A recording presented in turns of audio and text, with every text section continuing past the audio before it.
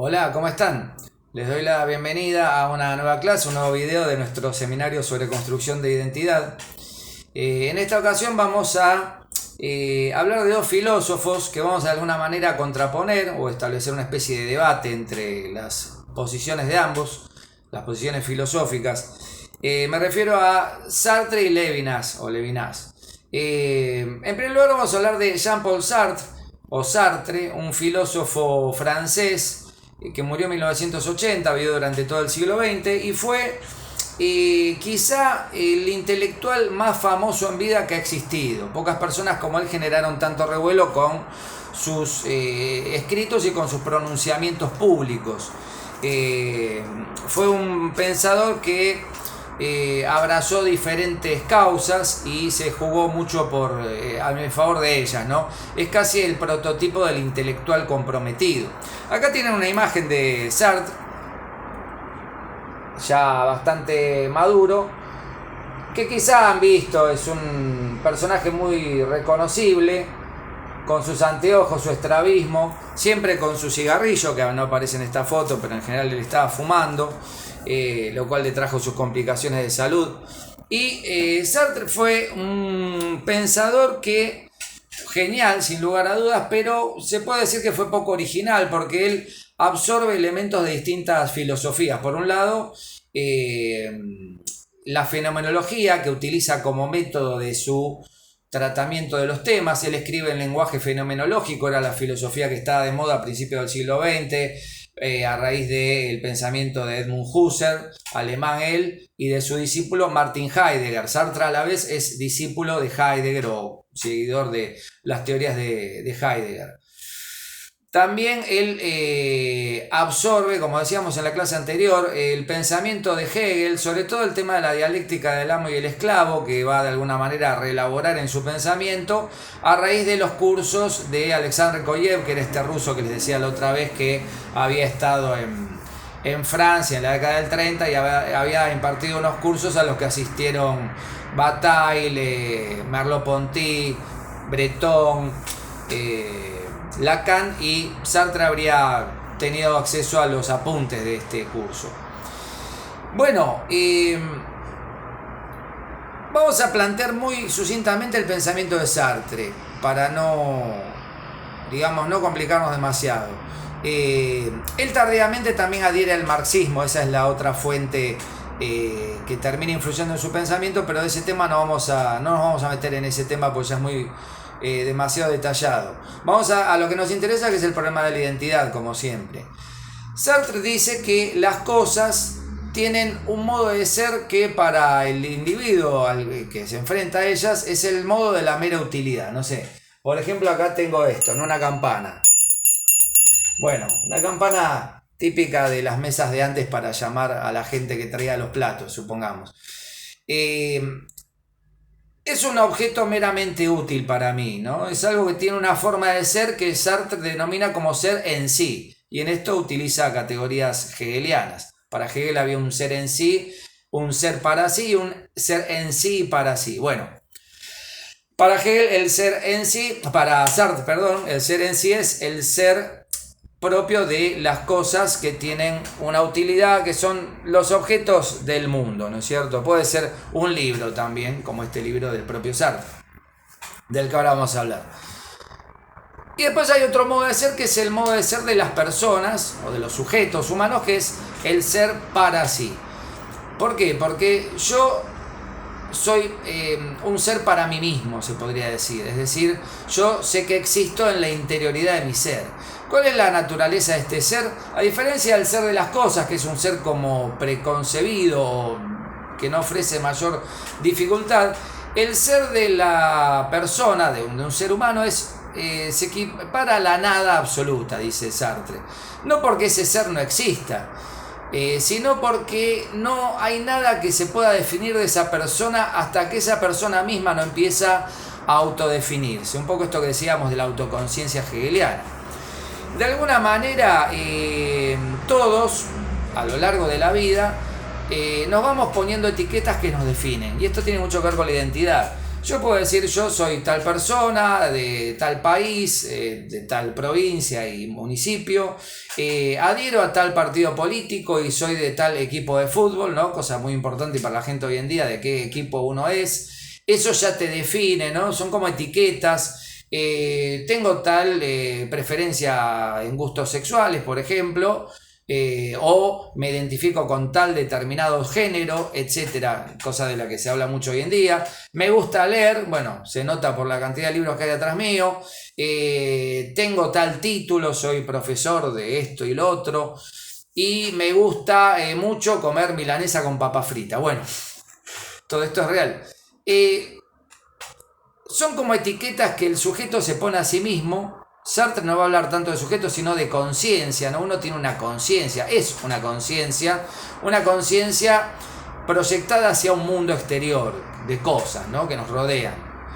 Dentro de esas cosas están los otros sujetos, ahora vamos a hablar de eso. Pero uno se define por distintas notas particulares que de alguna manera buscan determinar a ese ser, y uno se determina de algún modo a sí mismo, aunque también tenemos determinaciones que nos vienen dadas de nacimiento, el país de origen, la familia que tenemos, nuestra situación económica, al menos cuando somos chicos, una raza, como se decía antes, o un grupo étnico, un grupo de pertenencia cultural, religioso, etcétera, etcétera. Todas esas cosas nos van definiendo, pero Sartre dice que en última instancia todo eso es una especie de espejismo, digamos, no tiene un valor de realidad. De hecho, Sartre plantea que en el hombre, en el ser humano, es el único ser en el que la existencia precede a la esencia. Esto que suena medio complicado quiere decir simplemente que antes de definirse el ser del hombre ya es, ¿no? ¿Se acuerdan? Pienso, luego existo en Descartes. Bueno, ese modo de existir del hombre, hasta que se completa con ciertas notas particulares que hacen a su sí mismo, es un gran vacío, es el vacío de la nada de la conciencia. Recuerden lo que decía Buda, ¿no? Sartre no habla de Buda, es un pensador muy occidental, muy europeo, pero hay una especie de relación entre lo que planteaba Buda como el alma como un vacío, o la búsqueda del desapego y del no yo, con lo que va a plantear Sartre. Entonces, ese etiquetarnos que tenemos permanentemente con distintas determinaciones para Sartre es una especie de modo de vivir hipócrita, ¿no? Es como que nos ponemos excusas. No, yo, ¿sabes qué? Nací en tal país, bueno, los argentinos somos muy así, no, lo que pasa en la Argentina no tenés oportunidades porque esto, que el otro, el gobierno anterior, el próximo, el que está ahora. Estamos siempre como buscando autojustificaciones, los políticos mismos buscan todo el tiempo autojustificaciones de sus errores. A todo eso le llama a Sartre la mala conciencia, la mala fe, no la mala conciencia, la mala fe. Dice que un sujeto cuando pone excusas de este tipo actúa de mala fe. Entonces, él lo que plantea es un sujeto, un ser humano que se desprenda de todas estas cosas y acepte su libertad constitutiva. Porque dice Sartre, y esta es una frase de él muy famosa, que es casi un eslogan, el hombre está condenado a su libertad. Y uno diría, no, bueno, la libertad es un don, es algo bueno, algo positivo, yo puedo hablar sin ser reprimido, puedo manifestarme. Para Sartre es relativo esto. Por un lado es algo positivo, de hecho es algo que define, quizás es una de las pocas cosas que define al hombre, pero también es una condena porque implica la responsabilidad de permanentemente tener que estar dando cuenta de nuestros actos, o en otras palabras, de elegir. Esto es lo que se llama en la tradición filosófica, incluso en la tradición cristiana, el libre albedrío. En el cristianismo Dios crea al hombre, crea incluso cada alma individualmente, pero después lo deja ser libre. Adán era libre de comer la manzana. Fue tentado o lo que sea, pero él podría haber dicho, no, che, a mí no me metan en lío, yo estoy tranquilo así. Y no fue así. Y así estamos, ¿no? Bueno, digamos que para Sartre la libertad es un elemento constitutivo de la persona humana. Ahora bien, la persona humana se halla en un mundo donde hay otras personas, donde hay otros, ¿no? La otredad es un gran problema de la filosofía y que hoy en día está muy en boga, está muy vigente este tema de la otredad, lo habrán oído nombrar seguramente.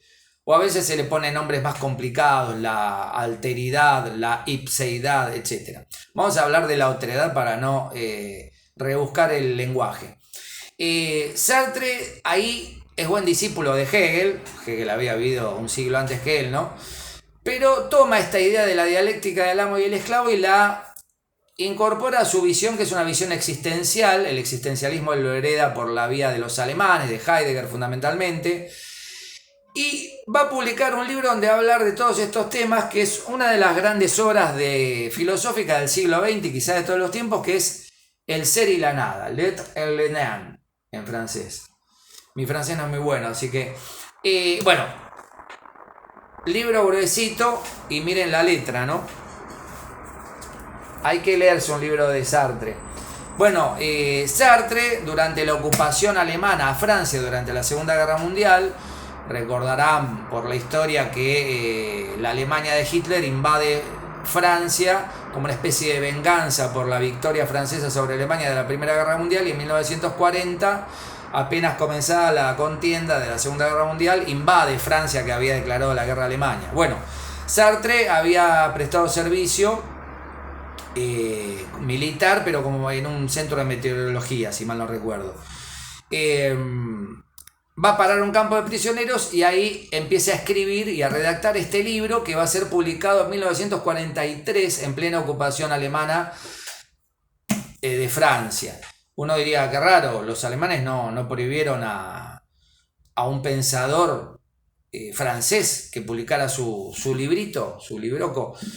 No, ¿por qué lo iban a prohibir si era un discípulo de Heidegger, ¿no? Y los nazis seguramente no se iban a tomar el trabajo de leerlo hasta el último detalle.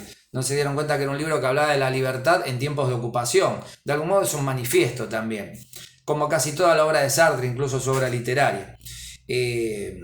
Bueno, Sartre plantea acá el tema de la libertad y en un momento habla de algo que se llama el problema de la mirada, que es muy interesante su tratamiento, porque él lleva el problema, o el tema de la dialéctica del amo y el esclavo, al plano existencial y al plano cotidiano, de la vida cotidiana. Les voy a leer un pasaje breve, pero bastante interesante. Van a notar que Sartre, a diferencia de Hegel, que era prácticamente ilegible, casi igual que Kant, es un autor que tiene el don de la chispa literaria, escribe bien, ¿no? E incluso en sus libros filosóficos de repente tiene algunos pasajes que son muy literarios. Dice: esa mujer que veo venir hacia mí, ese hombre que pasa por la calle, ese mendigo al que oigo cantar desde mi ventana, son para mí objetos, no cabe duda. Objetos en el simple sentido de que yo soy sujeto y todo lo que está fuera de mí, que yo intenciono con mi conciencia, como decían los fenomenólogos, toda conciencia es una conciencia intencional de objetos externos, es decir, vive como atendiendo hacia un afuera, que completa si no, la conciencia no tendría contenido, sería un yo puro al modo kantiano, ¿no? Así es verdad que por lo menos una de las modalidades de la presencia a mí del prójimo es la objetividad. Pero hemos visto que, digamos en la parte anterior del libro, ¿no? Si esta relación de objetividad es la relación fundamental entre el prójimo y yo, la existencia del prójimo sigue siendo puramente conjetural. Yo conjeturo que existe ese ser que está ahí afuera mío, es un prójimo, es un otro, ¿no? Es alguien como yo, en algún sentido. Pero es no solo conjetural, sino probable que esa voz que oigo sea la de un hombre y no el canto de un fonógrafo, y es infinitamente probable que el transeúnte que percibo sea un hombre y no un robot perfeccionado. Fíjense que curioso, hable de robots en 1940 y pico, ¿no? Esto significa que mi aprehensión del prójimo como objeto, sin salir de los límites de la probabilidad y a causa de esta probabilidad misma, remite por esencia a una captación fundamental del prójimo en que éste no se me descubrirá ya como objeto, sino como presencia en persona. En una palabra, para que el prójimo sea objeto probable y no un sueño de objeto, es menester que su objetividad no remita a una soledad originaria y fuera de mi alcance, sino a un vínculo fundamental en que el prójimo se mantiene de otro modo que por el conocimiento que tengo de él. Se manifieste de otro modo. Es decir, en otras palabras, para simplificar, porque el texto está muy bien redactado, pero no deja de ser complejo. El otro es alguien, es un sí mismo, es una persona. Pero hay una lucha de conciencia, ¿no? En esto Sartre es, como decía, buen discípulo de Hegel. Y él hace un tratamiento del tema de la mirada del otro. Dice, por la mirada, esto lo dice un poco más adelante, por la mirada experimento al prójimo, al otro, ¿no? Concretamente como sujeto libre y consciente que hace que haya un mundo al temporalizarse hacia sus propias posibilidades, sus posibilidades de existencia, digamos, de vida, ¿no? Y la presencia sin intermediario de ese sujeto es la condición necesaria de todo pensamiento que yo intente formar sobre mí mismo. El prójimo es ese yo mismo, exterior, ¿no? Del que nada me separa, nada absolutamente excepto su pura y total libertad. Es decir, esa indeterminación de sí mismo que solo él ha de ser por y para sí. Bueno, traducido, porque no deja de ser complejo. El otro, cuando me mira, me objetiva. Yo lo miro y es un objeto para mí, pero yo también soy un objeto para el otro. Y eso dice Sartre en alguna parte también de este mismo libro, en ese mismo capítulo, dice, lo experimento de un modo dramático en la vergüenza, el pudor, ¿no? Cuando uno, por ejemplo, se siente desnudo ante un otro. Supóngase que uno está desnudo en la casa porque salió de bañarse y no se puso una toalla. Y un familiar nuestro, la persona con la que vivimos, justo invitó a un vecino o a alguien que no conocemos o al que no le tenemos mucha confianza y de repente nos ve desnudos. Bueno, esa sensación de pudor que sentimos ante el desconocido nos revela, dice Sartre, en nuestro ser objetivo. Nosotros somos objetos para otra conciencia que nos intenciona como objetos. Ese ser objeto de la otra persona, es decir, ser de algún modo un en sí y no un para sí, como lo somos para nosotros mismos, dice Sartre, de algún modo aliena al sujeto, ¿no? Genera una especie de dislocación de su ser, de su realidad. Y genera angustia, lo mismo que genera angustia la libertad, el hecho de que somos todo el tiempo responsables por nuestros actos, no podemos nunca justificarnos. No, yo eso lo hice porque de chico fui pobre, o me maltrataron, o sufrí tal cosa. No, Sartre dice, está bien, todo eso hay que tenerlo en consideración, pero la libertad, el acto de yo ahora voy a hacer esto, es absolutamente libre, porque siempre tenés la posibilidad de no hacerlo, hasta en el caso de que te estén amenazando de muerte, porque vos podés elegir morir, ¿no es cierto? Por eso no es válido los argumentos como los de la obediencia de vida en la historia de la política argentina, según la cual si una persona estaba cumpliendo órdenes por su lugar en el escalafón militar, tenía que por fuerza torturar y matar gente o robar chicos. Bueno, no hay justificación para ese tipo de actos, porque el ser humano, el sujeto humano es siempre infinitamente responsable por sí mismo y libre. Está condenado a su libertad, dice Sartre. La mirada del otro nos condiciona, y ahí otra frase famosa sartreana, él dice, el infierno es la mirada del otro. Bueno, es un modo muy poético de decir, ese objetivarme del otro de algún modo me disloca, ¿no? Me convierte en un sujeto escindido, barrado, roto. Esto lo va a retomar, o esa misma idea la va a retomar desde el psicoanálisis Lacan, del que vamos a hablar en algún momento.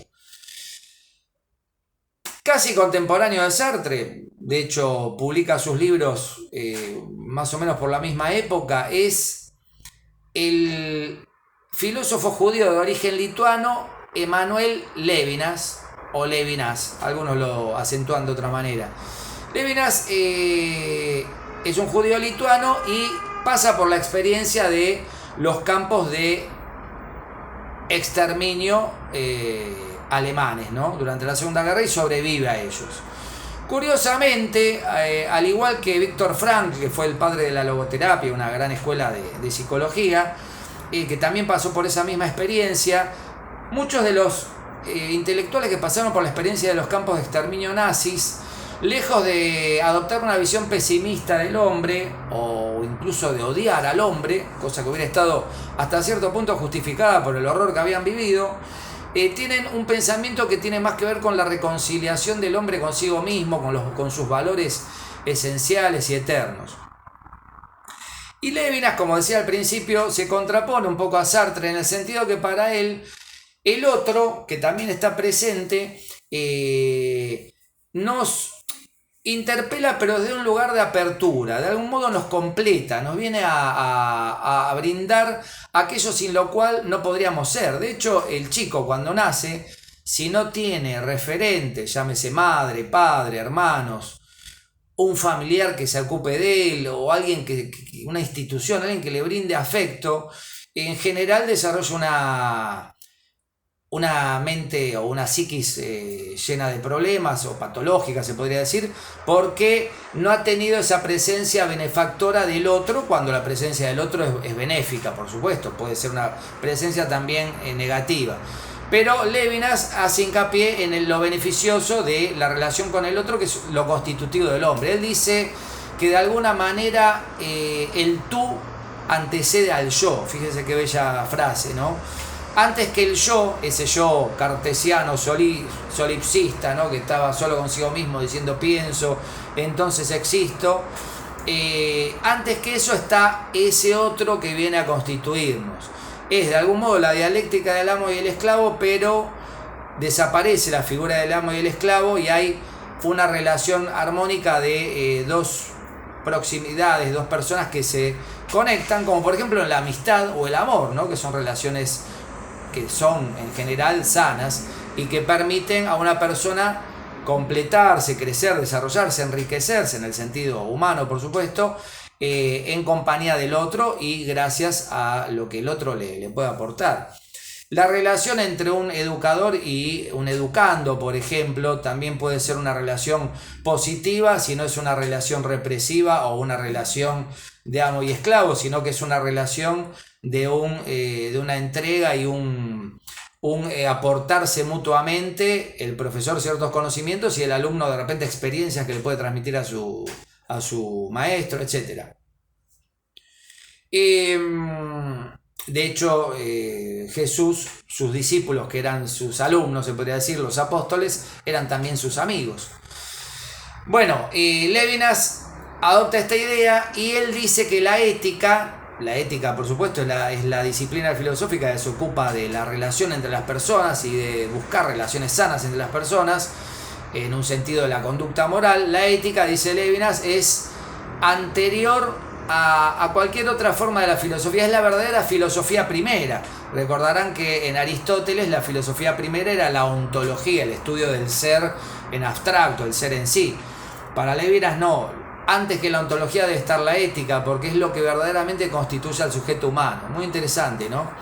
Él escribe en Los campos de concentración un libro que se llama De la existencia al existente, donde busca de alguna manera esta idea del existente concreto, el ser humano en su existencia real, material, concreta, en relación con los otros. Un tema que es muy, digamos, característico del existencialismo, cuyos padres fundadores pueden remontarse a Kierkegaard, filósofo danés, y Nietzsche, filósofo alemán del siglo XIX, que pensaron estos problemas desde un punto de vista quizá más literario, aunque son filósofos con todas las letras, pero en el siglo XX estos problemas de la filosofía adoptan un carácter mucho más elaborado, más técnico, ¿no?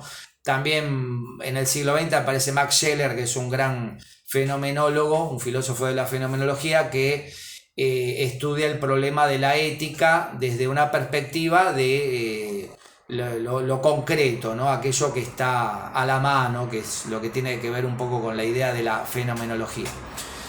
Bueno, no los quiero saturar, vamos a tratar de contraponer estas dos ideas, ¿no? La idea de el otro como un rival en Hegel y también un poco en Sartre, pero un rival que me hace sentir desprotegido quizá con su mirada, ¿no? Cuando siento vergüenza, por ejemplo, o culpa porque me está viendo y yo cometí algún acto como un robo, de eso habla también Sartre en El ser y la nada, y esta visión de Levinas que plantea más bien al otro como un ser que nos viene a constituir, a completar, a brindarse desde su rostro, dice, de su propia imagen, ¿no? Es muy importante para Levinas esta idea del rostro ajeno, ¿no? Cuando reconocemos a un amigo por la calle, por ejemplo, y nos brinda eso una situación de alegría. Bueno, casi se podría decir que la adopción de una posición filosófica o la otra nos determina también en nuestro modo de entender este problema del otro. En nuestra próxima clase vamos a seguir ahondando en este tema y vamos a ver cómo influye toda esta problemática en el tratamiento del tema de la mujer, no solo en la filosofía, sino en la historia del mundo y en el día a día cotidiano. Gracias como siempre por estar. Cualquier duda me hacen la consulta que consideren y nos vemos en una próxima clase para ya ir cerrando el tema de la identidad en la filosofía. Después vamos a pasar a la identidad en la psicología. Muchas gracias.